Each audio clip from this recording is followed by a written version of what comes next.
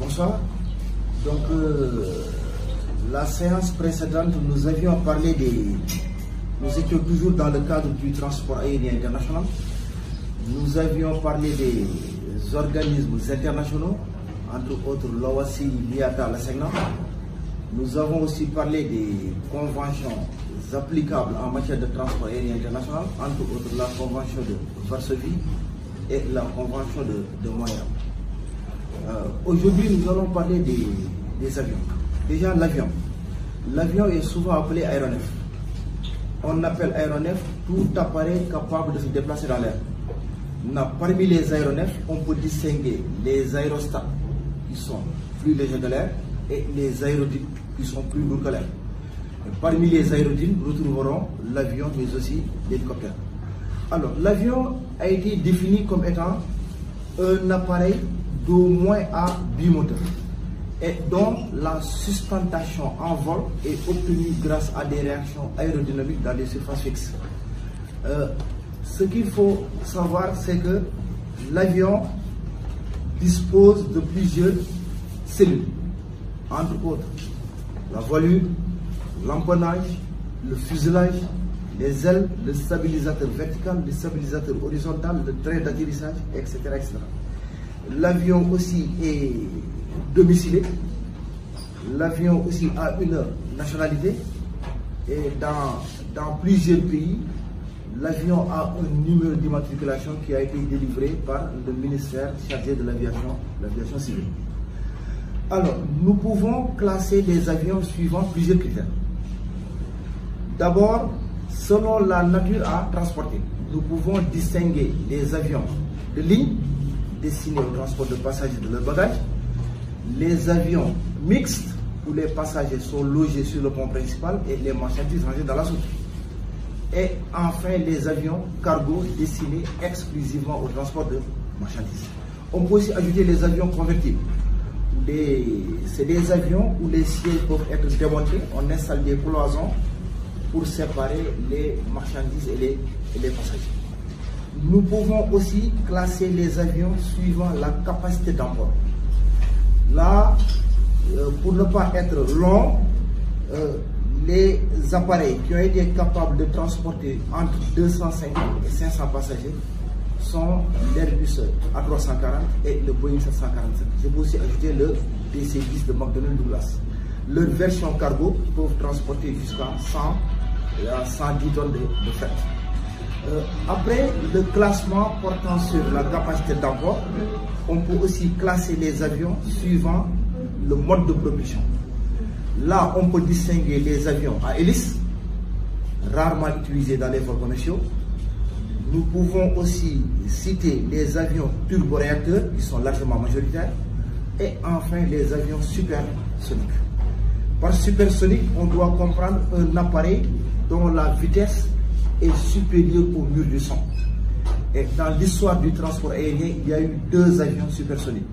Le Tupolev Tu-144 fabrication soviétique et le Concorde fabrication franco-britannique.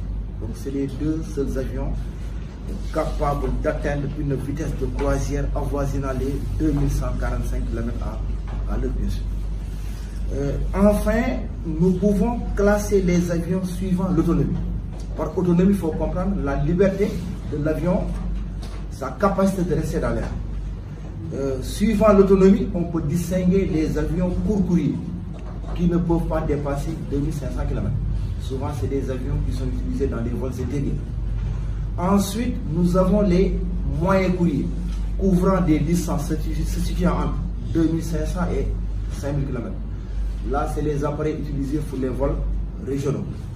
Ensuite, nous avons les longs courriers, couvrant des distances se situant entre 5000 et 7500 km. Ils sont utilisés en vol international. Là, on peut citer l'Airbus A320 et le Boeing 727. Ensuite, nous avons les très longs courriers qui peuvent couvrir des distances supérieures à 7500 km, mais ne peuvent pas dépasser 12 000 km. Et là, on retrouve les avions classiques, à savoir l'Airbus A340, le Boeing 747 et le DC-10 McDonnell Douglas. Et enfin, nous avons les avions de dernière génération. Ces avions sont particuliers, pourquoi? Parce qu'ils peuvent couvrir des distances supérieures à 15 000 km. Ça veut dire qu'ils peuvent faire des distances entre Paris et Tokyo, ou bien entre Londres et Sydney, soit la moitié de la circonférence de la Terre. Parmi ces appareils, on peut citer l'Airbus A350 Extra Wide Body, en français fuselage extra large, qui peut atteindre même 18 000 km. Il y a aussi le Boeing 777, qu'on appelle aussi 777, qui peut atteindre jusqu'à 17 000 km. Ensuite, le Boeing 787 Dreamliner, avion de ligne de rêve, qui peut atteindre une distance de 15 650 km.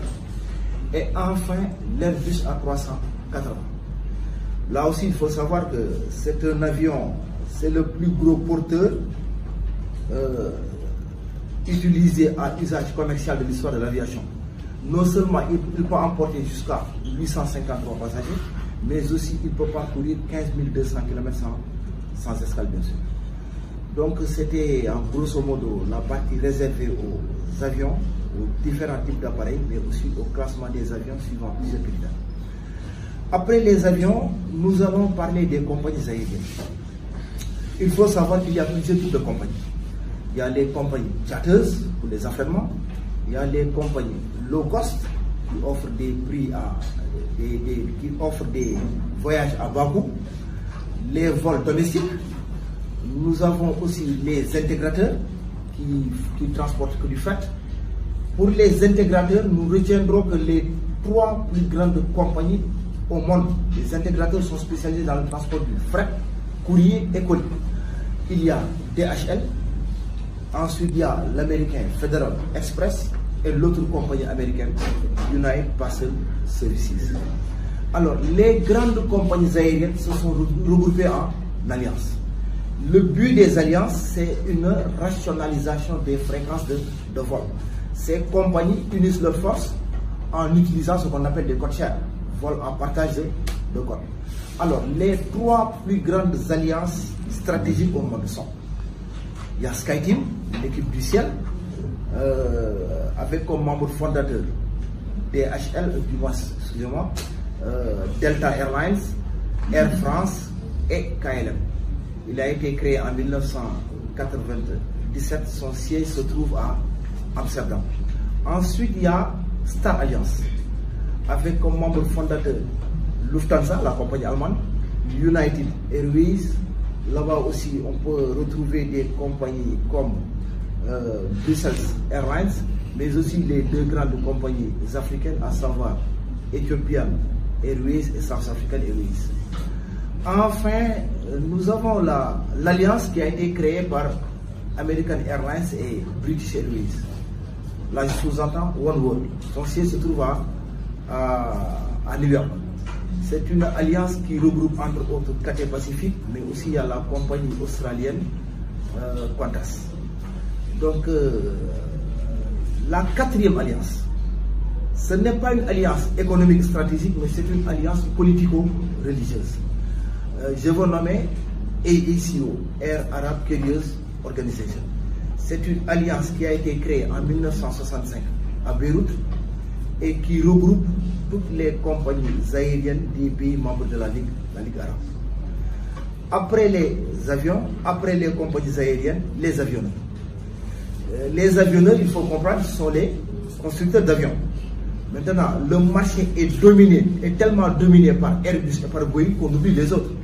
Maintenant, parmi les avionneurs, il y a l'américain Boeing, il y a l'européen Airbus, mais aussi il y a le canadien Bombardier, il y a le brésilien Embraer, j'oublie pas aussi de citer les Hollandais Fokker, les Belges Bell Airbus. Les Chinois sont arrivés tardivement. Comment? Commercial Aircraft Corporation of China. Ils ont commencé à produire des avions. L'avion est appelé le C919. Actuellement, l'avion est en train de faire ses tests. Sûrement d'ici quelques temps, cet avion sera disponible sur le marché du transport aérien international. Après les avionneurs, La prochaine séance sera consacrée exclusivement aux aéroports. Je vous remercie. C'est bon?